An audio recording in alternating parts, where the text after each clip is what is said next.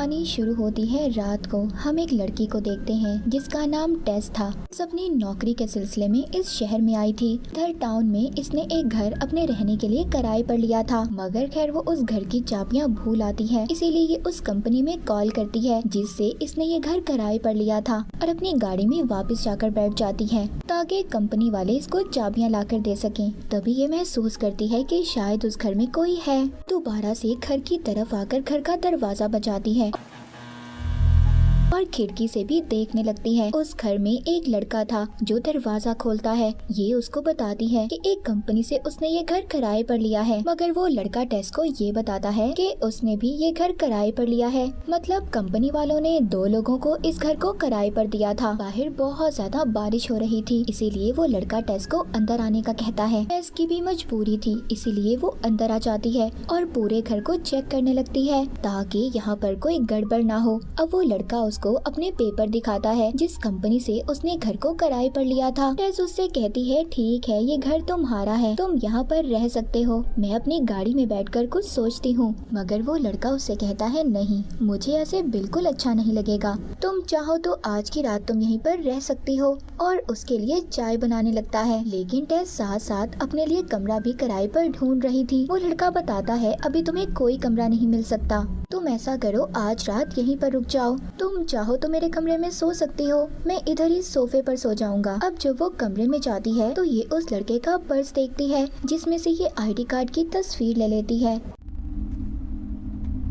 इसलिए कि अगर इसके साथ कुछ गलत हुआ तो इसके पास कोई सबूत तो होगा। जब ये नहाकर बाहर आती है तो वो लड़का इसके लिए शराब की बोतल लेकर बैठा था। कहे तुम चाहो तो मेरे साथ बैठ सकती हो, जैसे तुमने चाय नहीं पी ऐसे ही ये भी मत पीना, क्योंकि मैं जानता हूँ तुम मुझ पर बिल्कुल एतबार नहीं करती। अब खैर टेस को आहिस्ता आहिस्ता इसकी बातों पर यकीन होने लगा था। टेस उसके साथ बैठकर थोड़ी और बातें करती है कि वो एक नौकरी के सिलसिले में यहाँ पर आई है, और कुछ देर बातें करने के बाद वो सोने चली जाती है। थोड़ी ही देर बाद टेस को कुछ महसूस होता है कि जैसे उसके कमरे का दरवाजा किसी ने खोल दिया हो। वो डर कर उठ जाती है। उसको ऐसा लग रहा कि कहीं वो लड़का तो इसके साथ नहीं कुछ करने वाला, मगर जब ये देखती है तो वो तो सो रहा था। अब ये उस लड़के को जगा कर उससे पूछती है कि कहीं तुमने तो ऐसा नहीं किया, क्या कह रही हो तुम, मैं तो सो रहा था। तभी हम देखते हैं इस घर में इन दोनों के अलावा कोई और भी था। अब खैर टेस दोबारा से सोने के लिए चली जाती है। जब वो सुबह उठती है तो उसको उस लड़के का लिखा हुआ एक कागज मिलता है जिसमें उसने लिखा था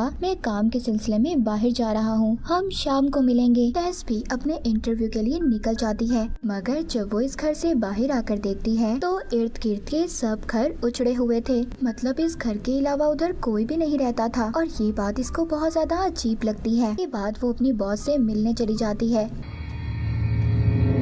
और उसका इंटरव्यू भी बहुत अच्छा हुआ था, यानी कि उसकी अब नौकरी भी लग गई थी। जब उसकी बॉस उससे पूछती है कि तुम कहाँ पर रह रही हो, तो जब वो इस टाउन और घर के बारे में बताती है तो बॉस कहती है वो जगह बिल्कुल अच्छी नहीं है, तुम जल्दी से वहाँ से निकलो। जब टेस अपना इंटरव्यू देकर दोबारा से घर आती है तो अब इसको खुद ही इस जगह से डर लगने लगा था। जब ये घर के अंदर जा रही थी तभी उधर एक आदमी आ जाता है। वो आदमी इसको इस घर में जाने से रोक रहा था, मगर टेस डर कर अंदर आ जाती है। वो आदमी से कह रहा था देखो मेरी बात मानो, बाहर आ जाओ। ये बहुत ज्यादा डर जाती है और पुलिस को फोन करती है। खुद ही ये घर से जाने का फैसला करती है, अपना सारा सामान पैक करती है। फिर कुछ देर के बाद जब ये थोड़ा सा ठीक होती है तो ये वॉशरूम जाती है। उधर टिश्यू नहीं था। जब ये टिश्यू लेने बेसमेंट में जाती है तो उधर का दरवाजा खुद ब खुद बंद हो गया था और इसका फोन भी बाहर पड़ा था। अब ये उधर से बाहर जाने का रास्ता ढूंढ रही थी, तभी ये उधर दीवार के अंदर एक रस्सी देखती है। जब ये इसको खींचती है तो उधर से एक दरवाजा खुलता है।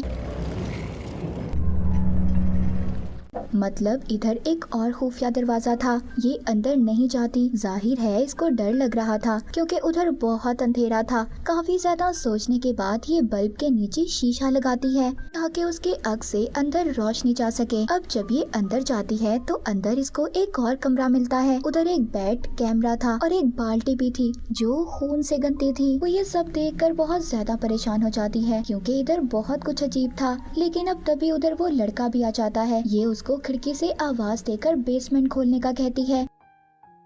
अब जब वो आकर बेसमेंट का दरवाजा खोलता है, टेस बहुत ज्यादा डरी हुई थी और घर छोड़कर जाने लगती है। मगर वो लड़का कहता है, आखिर बात क्या है, तुम मुझे सब बता सकती हो। वो उधर उसको कमरे के बारे में बताती है, उधर बेड और कैमरे के बारे में भी। वो कहता है वो बेसमेंट है। अच्छा तुम रुको, मैं चेक करके आता हूँ, मगर तुम इधर ही मेरा इंतजार करना, क्योंकि अगर दोबारा बेसमेंट का दरवाजा बंद हो गया तो हम दोनों ही फंस जाएंगे, इसीलिए तुम बाहर रुको।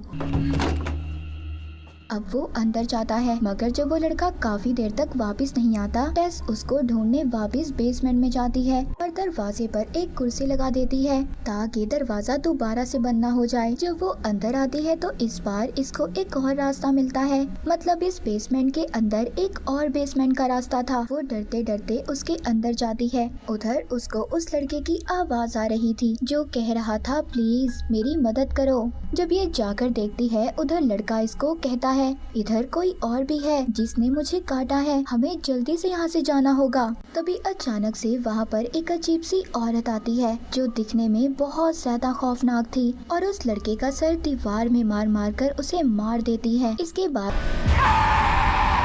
हम कहानी में एक्टर लड़के को देखते हैं जो कहीं पर जा रहा था। इसको फोन आता है। फोन पर इसको बताया जो लड़की फिल्म में इसके साथ काम करती थी, उसने इस पर इल्जाम लगाया है कि इसने उसके साथ बदतमीजी की है, इसीलिए इसको कुछ दिन के लिए फिल्म से निकाला जा रहा है। अब ये एक्टर लड़का बहुत ज्यादा परेशान हो गया था। ये अपने मैनेजर के पास जाता है जो इससे कहता है कि ना तो तुम शहर छोड़कर कहीं पर जा सकते हो और ना ही अभी फिलहाल किसी भी फिल्म में काम कर सकते हो, कि उस लड़की ने इसके खिलाफ केस फाइल किया था। अब ये सब बातों से तंग आकर दूर अपने घर में रहने के लिए चला जाता है। कोई और नहीं बल्कि वो ही था जहाँ पर टेस और वो लड़का रहते थे। ये जब उनका सामान देखता है तो ये कंपनी को फोन करके पूछता है, क्या आपने मेरा घर किसी को रहने के लिए दिया था?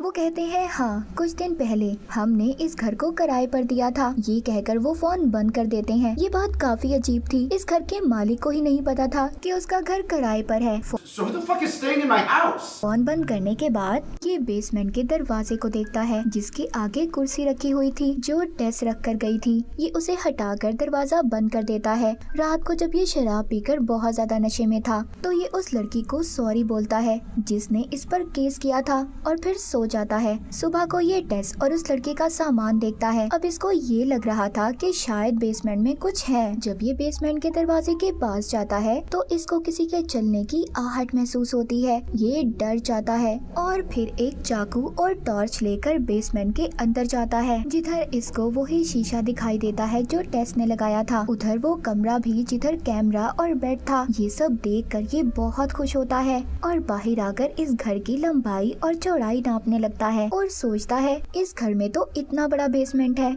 इस घर को तो मैं बहुत ज्यादा महंगा बेच सकता हूँ। और फिर वापस जाकर उस कमरे की लंबाई और चौड़ाई को नापने लगता है। इसको वो रास्ता भी मिल जाता है जो टेस ने देखा था, जिसे देखकर तो ये और भी ज्यादा खुश होता है जिधर पिंजरे भी रखे हुए थे। जब ये और आगे जाता है तो उधर ये एक और कमरा देखता है जिसमें टीवी पर शो चल रहा था कि छोटे बच्चों को कैसे रखा जाता है। तभी इसको अपनी तरफ कोई चीज आते हुए दिखाई देती है। ये वही औरत थी जिसने टेस के साथ वाले लड़के को मारा था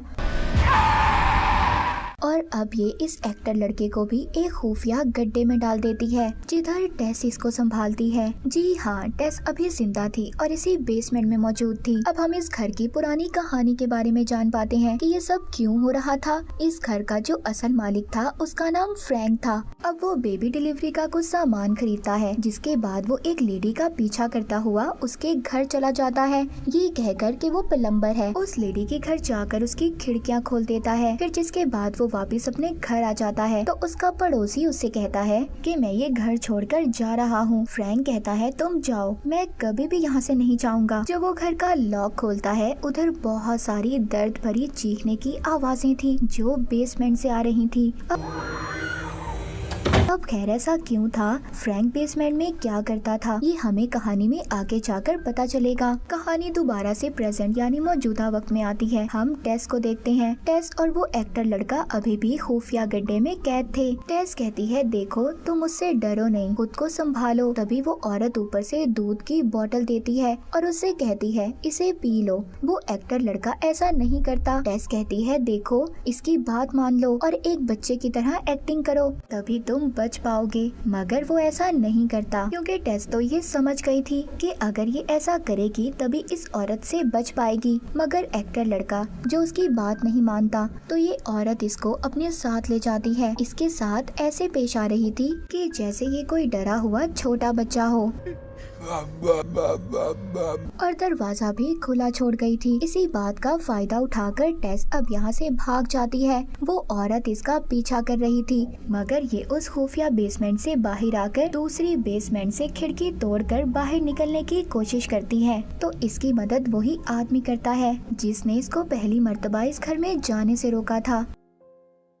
टेस जब उस आदमी को उस औरत के बारे में बताती है तो वो आदमी कहता है, मैं सब कुछ जानता हूँ। अगर तुम खुद को बचाना चाहती हो तो यहाँ से बहुत दूर चली जाओ, वरना वो औरत सारी जिंदगी के लिए तुम्हें अपने पास रख लेगी। मगर टेस उससे कहती है, अंदर कोई और भी फंसा हुआ है जिसको मेरी मदद की जरूरत है। अब वो आदमी कहता है, देख लो तुम्हें क्या करना है, मगर रात को उस औरत से बच जाना क्योंकि रात को ही वो बाहर आती है। अब टेस उधर से भागकर एक गैस स्टेशन पर पहुंचकर पुलिस को कॉल करती है। उधर दूसरी तरफ हम एक्टर लड़के को देखते हैं जो उस औरत से बचकर खुफिया कमरे में आ गया था। उधर ये बहुत सारे कपड़ों को भी देखता है जिसमें से एक ड्रेस उस लेडी का था जिसको हमने देखा कि फ्रैंक उसके घर जाकर खिड़की खोल आया था। एक्टर लड़का बहुत सारी वीडियो टेप्स को देखता है जिस पर अलग अलग लड़कियों के नाम लिखे हुए थे। उधर हम बूढ़े फ्रैंक को भी देखते हैं जो अभी भी जिंदा था और इसी बेसमेंट में रह रहा था। फ्रैंक उस एक्टर लड़के से पानी मांगता है। अब ये लड़का जब एक वीडियो टेप चलाकर देखता है, यहाँ पर हमें पता चलता है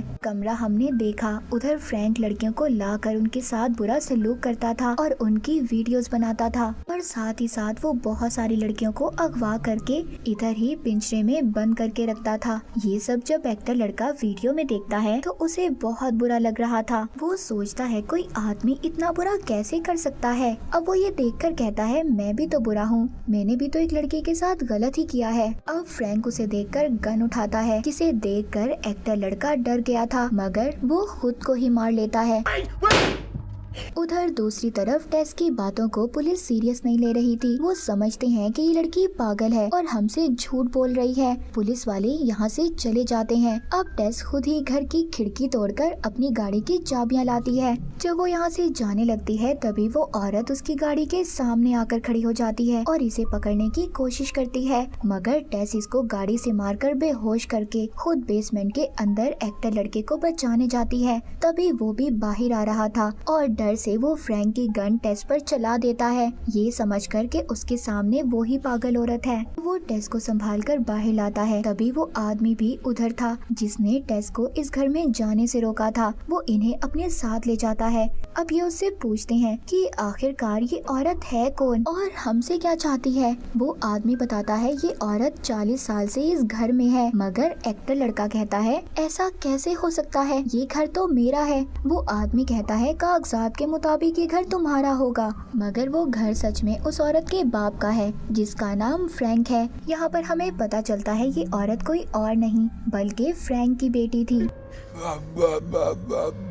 और फ्रैंक जो कुछ भी लड़कियों के साथ करता था उन्हें यहाँ पर लाकर उनसे बच्चे पैदा करवाता था। ये औरत इसके कामों का एक भयानक रूप था जो फ्रैंक की सजा थी, क्योंकि उस वक्त फ्रैंक की बेटी बहुत छोटी बच्ची थी और ये सजा फ्रैंक को अपनी बेटी के रूप में मिली थी। ये सब जानने के बाद ये दोनों बहुत हैरान थे। एक्टर लड़का टेस से कहता है कि मुझे तुम्हें हॉस्पिटल लेकर जाना होगा, लेकिन वो आदमी कहता है अभी नहीं। वो पागल और भयानक औरत हर जगह घूम रही होगी पर वो यहाँ पर नहीं आएगी, मगर वो औरत यहाँ पर भी आ जाती है और इस आदमी को मार देती है। ये उससे बचकर पानी के टैंक पर चढ़ गए थे, मगर एक्टर लड़के के हाथ में जो गन थी वो नीचे गिर जाती है। अब जैसे ही ये औरत इनकी तरफ बढ़ती है ये टेस को नीचे फेंक देता है ताकि इसकी जान बच जाए, मगर वो औरत भी टेस के पीछे छलांग लगा देती है क्योंकि ये इसको अपनी बेटी समझ रही थी। पर ये दोनों बेहोश हो जाती हैं। एक्टर लड़का जब इनके पास आता है तो समझता है कि ये मर गई, मगर टेस अभी भी जिंदा थी।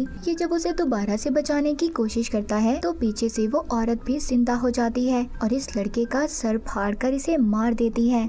और फिर वो टेस को प्यार करने लगती है। उसे देखकर ऐसा लग रहा था कि जैसे एक माँ अपने छोटे बच्चे से प्यार करती है, पर कहीं ना कहीं पर वो औरत टेस से ये कह रही थी कि वो उसे मार दे, क्योंकि आज जो कुछ भी उसके साथ हो रहा था उसके डैड फ्रैंक के बुरे कामों का नतीजा था। टेस उसको मारना तो नहीं चाहती थी, पर वो ये सोचती है कि अगर उसने इसे ना मारा तो इसकी जिंदगी और भी ज्यादा बुरी हो जाएगी। इसीलिए वो इस औरत पर गोली चलाकर इसे मार देती है और फिर ये टाउन छोड़कर चली जाती है। और इसी के साथ ये मूवी यहीं पर खत्म हो जाती है।